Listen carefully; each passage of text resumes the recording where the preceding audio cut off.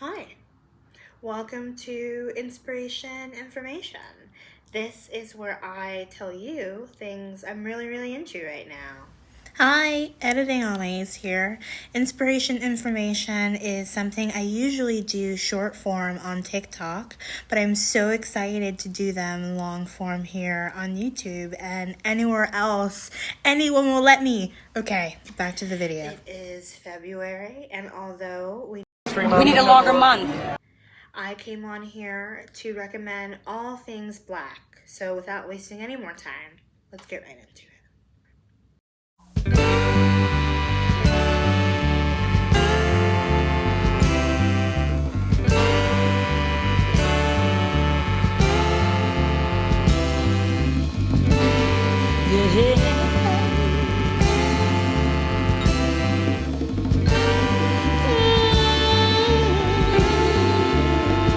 I've got my notebook here. I've got my notes. I'm ready.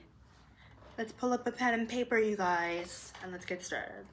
We're gonna start with things you can watch. First thing I have to recommend is a documentary. This documentary is called Black Fiddler. It was a segment on 60 Minutes in 1969. It is about a group of inner city black kids at a school, I think in the Bronx, doing a production of Fiddler on the Roof.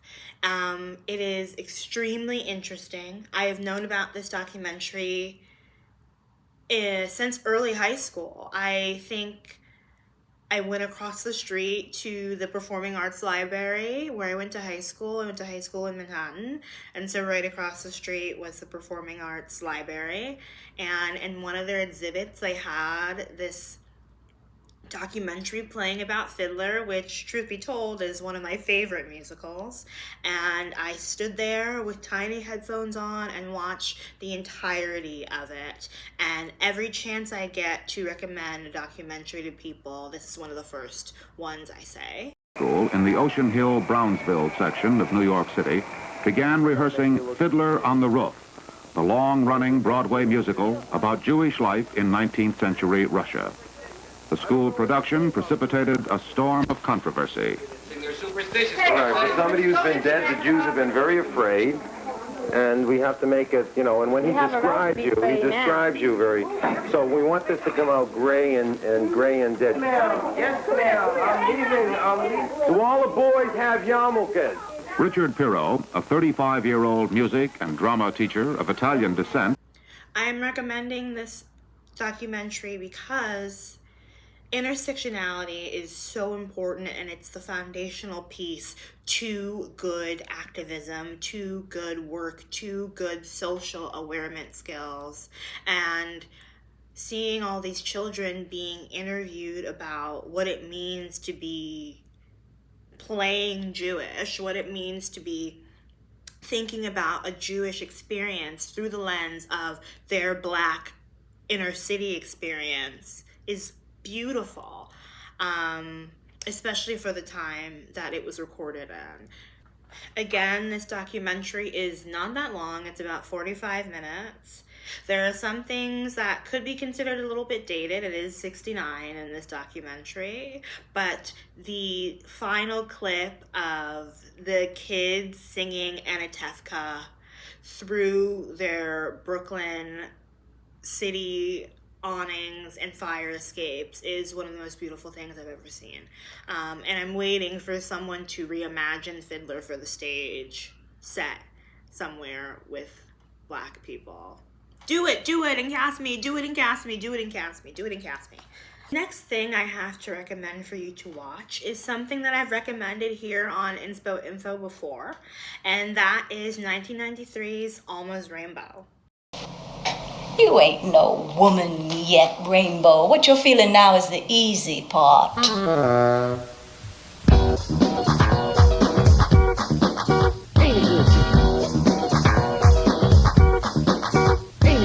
you think I could win an audition? You too good to audition. You could be traveling all over the world. Just snatch it if you want it.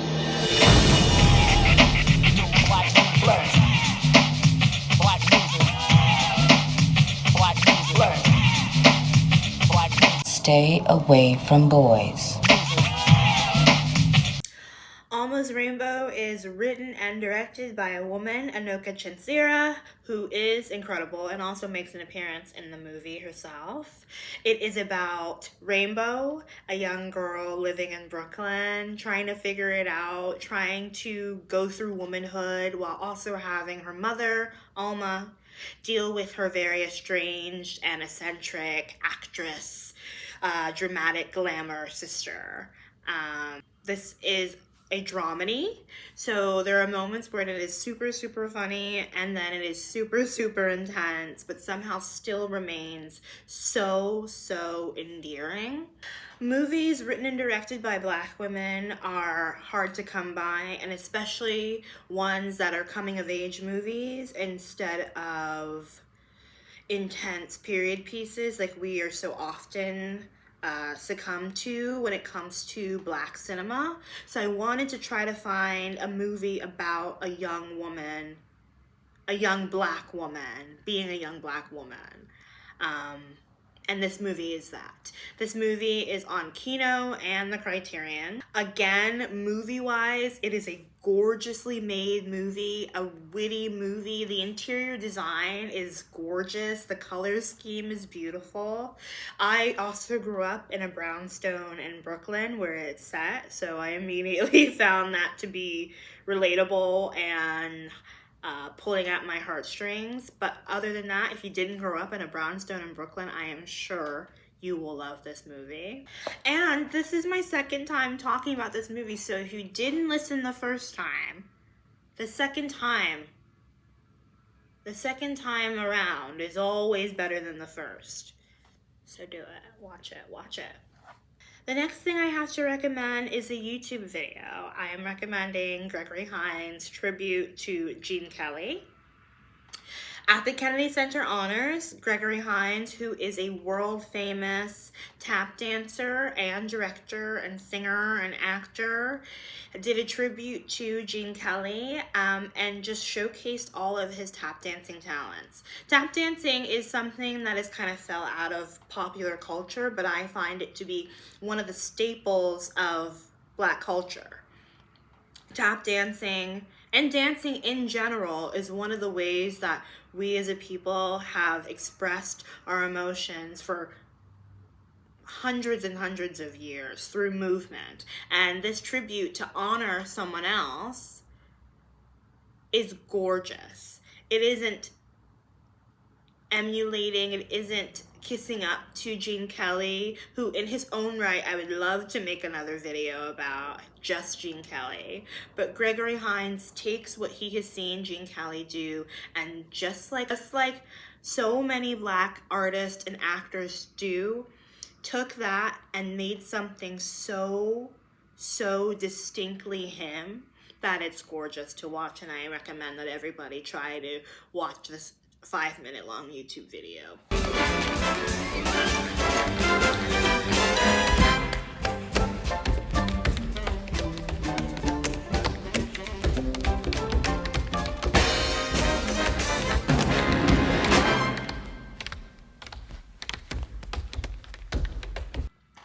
The next thing I have to recommend is another YouTube clip.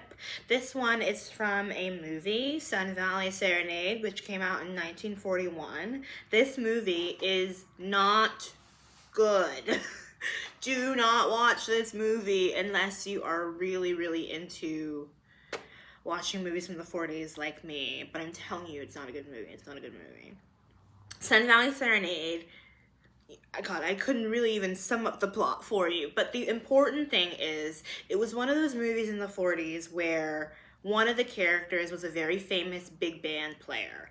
In the 40s, there was a lot of that. There was a lot of Tommy Dorsey in movies so his band could play. And in Sun Valley Serenade, the famous Glenn Miller and his band play variations of themselves, and there is a montage of Glenn Miller's best songs, and look who comes out. It's the beautiful Dorothy Dandridge and the Nicholas Brothers doing Chattanooga Choo Choo.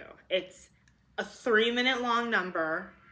It is very much in and out. You don't really see them much anymore after that number, but the number itself saves the whole movie. It saves the whole movie. Dorothy Dandridge is one of those Hollywood actresses that deserved more and better than what she got. And I think this 3-minute clip of her tap dancing with the very famous and talented Nicholas Brothers proves why that is true and proves why we should study and honor her and her work. She said the Tennessee line, Jack, she means that she can't afford. I can't afford to board a Chattanooga choo-choo. What have you got in there? I've got my fare. You say you have? Uh-huh, but not a nickel to spare. Well, I do declare. You leave the Pennsylvania station about a quarter to 4. Read a magazine and then you're in Baltimore. Dinner in the diner, nothing could be finer than to have your ham and eggs in Carolina. When you hear the whistle blowing into the bar, then you know that Tennessee is not very far. You're up for all the golden, got to keep it rolling. Whoa, Chattanooga, there you are, Chattanooga, choo-choo. The next thing I have to talk about is something that I have recently gotten into, and that is Eternity's Pillar. Eternity's Pillar is a 4-episode meditation series. It was aired in LA in 1985, and it is spearheaded by the Alice Coltrane. Each episode consists of a meditation, a practice, a hymn, a song, and gorgeous, gorgeous, gorgeous visuals. It is a perfect thing to watch in the morning. If you don't already meditate, you should start. My personal routine is, if I have the time, I will meditate, and then I will watch an episode of Eternity's Pillar. It's gorgeous. It really just sets you into the mood. It is the perfect blend of that kind of traditional, stereotypical 80s kind of woohoo energy with the beauty of Alice Coltrane's music.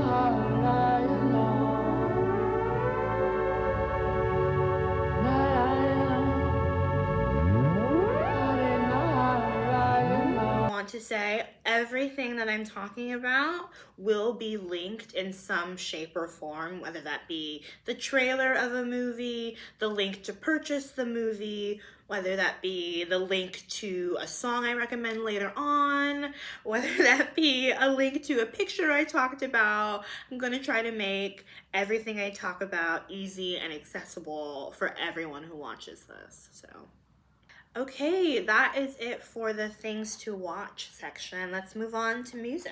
Now, like anyone in 2025, Leon Thomas's Mutt has been on repeat for me. I just watched his Tiny Desk earlier today. It was incredible. But I'm not talking about you, Leon Thomas. I'm talking about this Leon Thomas. The thing I'm recommending today is Leon Thomas's Spirits Known and Unknown from 1969. It is a jazz album, but it's more than a jazz album. Again, it is sort of a meditative, I want to say holistic, but spiritual experience. The music and the way that he chooses to sing the songs that he chose on this album are traditional, to say the least. The reception of this album was interesting, to say the least. This is a debut album. I think it's the only album Leon Thomas ever did, solo-wise. The way he sings jazz, I described it as traditional. It's emulative of African throat singing. And some of the songs he tends to yodel. I suggest that you all take a listen for yourselves and see what you think. I loved the album. It was a little overstimulating at some moments, but I found it to be a beautiful, beautiful piece of work. The next album I want to talk about is an album that is near and dear to my heart, and that is 1970's Come to My Garden by Minnie Riperton. Minnie Riperton, she's like the vocalist of my childhood, my life. Anyone and everyone knows Loving You, you know.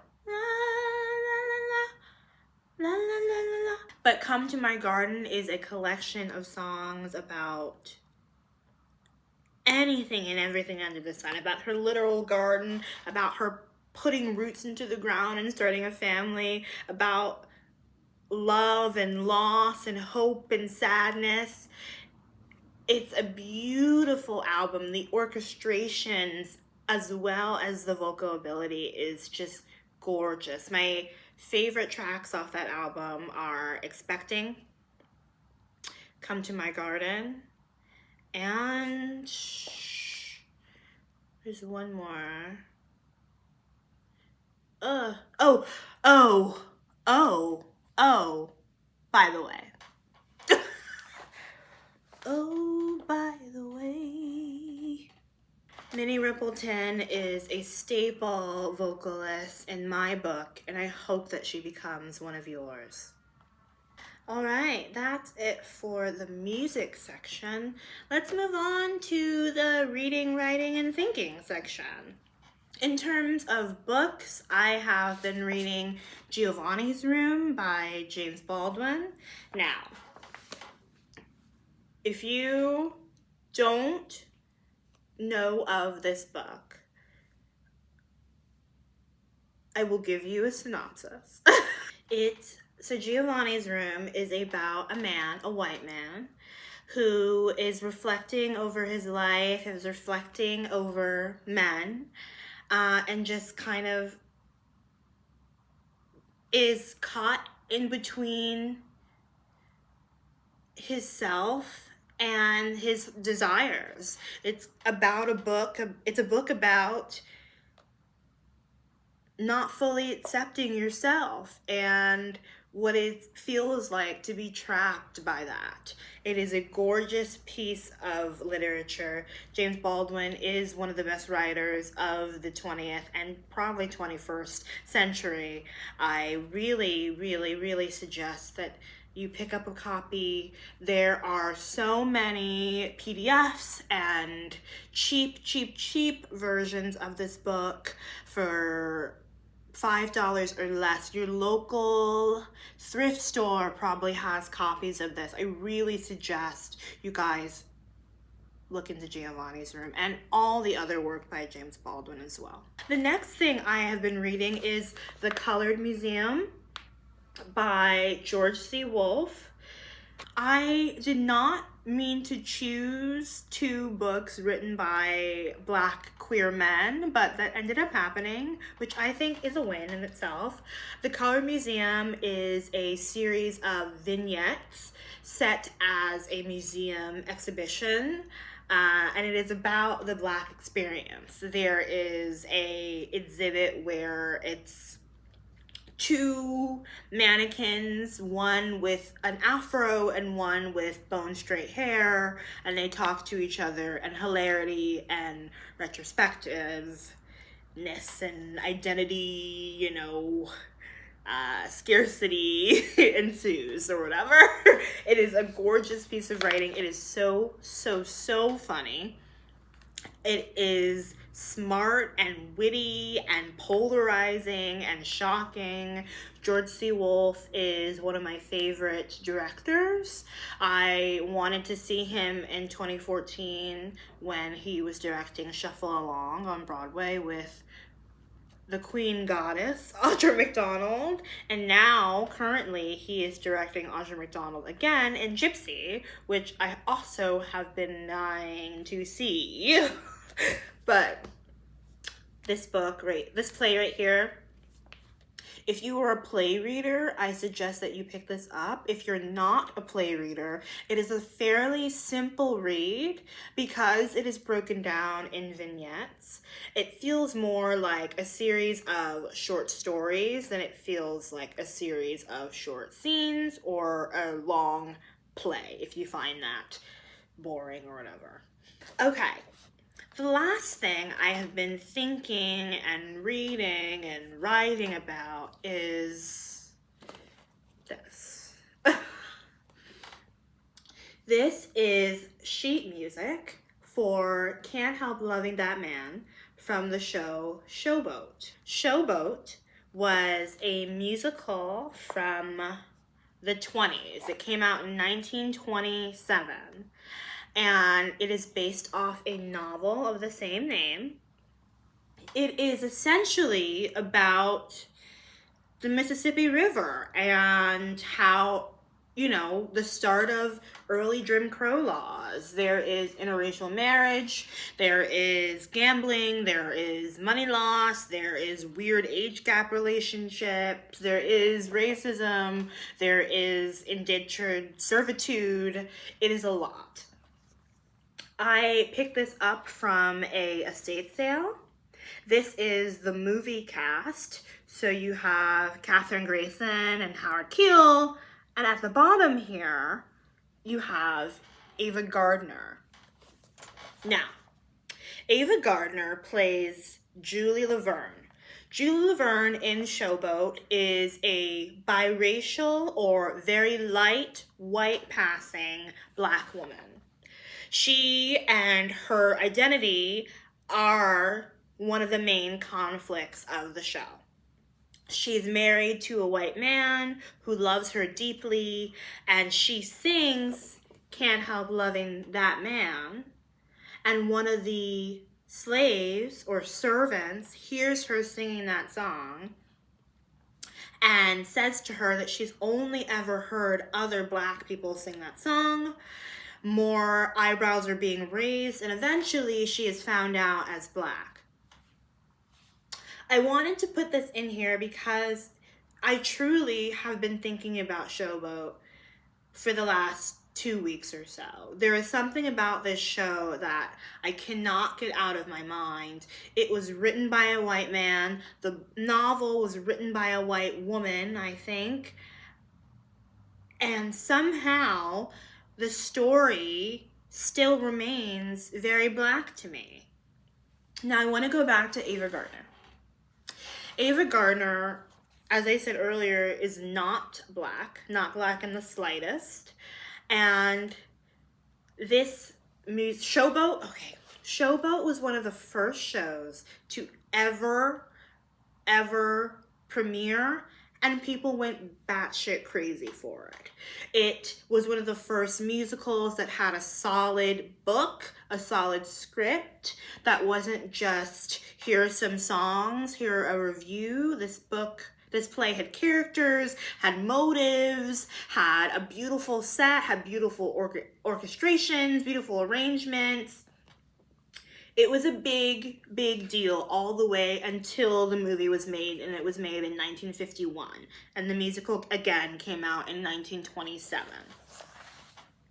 Now, Lena Horne is one of the most famous old Hollywood actresses and one of the most famous old Hollywood Black actresses. She wanted to play Julie Laverne so bad. It was the only role at the time that was written for a Black woman, and it wasn't an all-black musical. It wasn't an all-black movie. It wasn't a maid. It wasn't a Jezebel. It was a real character with real motives, with a real story, with a real song. And she fought and she fought, but the studios in 1951 did not want a black woman playing that part. They thought it was too controversial to have her be that role because of what that role represents. Like I said earlier, her husband, Steve Baker, intensely loved her. There's a lot of PDA in that role. And pre-code laws for studios were done by that time, by the early 50s. Jim Crow laws and overt, rampant racism was growing higher and higher and higher. And so they did not cast her and instead cast Ava Gardner, whose singing voice was dubbed by another person. The wonderful thing, though, is that in 1946, there is a movie called Till the Clouds Roll By, which celebrates and does kind of a really shitty job of making a biopic out of Jerome Kern's life. Jerome Kern, the writer of Showboat. They do a beautiful 20-minute kind of summary of Showboat, and Lena Horne is playing Julie Laverne, and she gets to sing Can't Help Loving That Man. And it is gorgeous. It is a beautiful masterclass on how to act a song, how to act a character, even in the ensemble numbers where she walks through. It is a fully realized person and character. It is a fully realized show, even though it's just a 20-minute segment of it. In the link below, I will include Till the Clouds Roll By as a full movie because she does appear again. And as a movie, if you are interested in seeing a plethora of your favorite old Hollywood stars, so Judy Garland, June Allison, that is a great movie to watch. But if you want to get a taste for what could have been and see Lena Horne play Julie Laverne in Showboat, I suggest that you watch that. Oh, listen, sister, I love my Mr. Man, and I can't tell you why. There ain't no reason for me to love that man.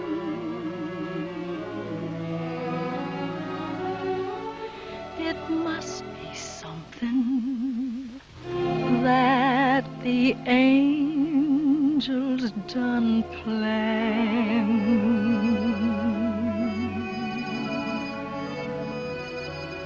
I hope you guys enjoyed this video. I am so happy that I am able to compile this list of things for people. Black History Month is something that we should celebrate all month long and throughout the year. Every day is a chance to honor those that came before us, to study and to learn, to emulate and to honor.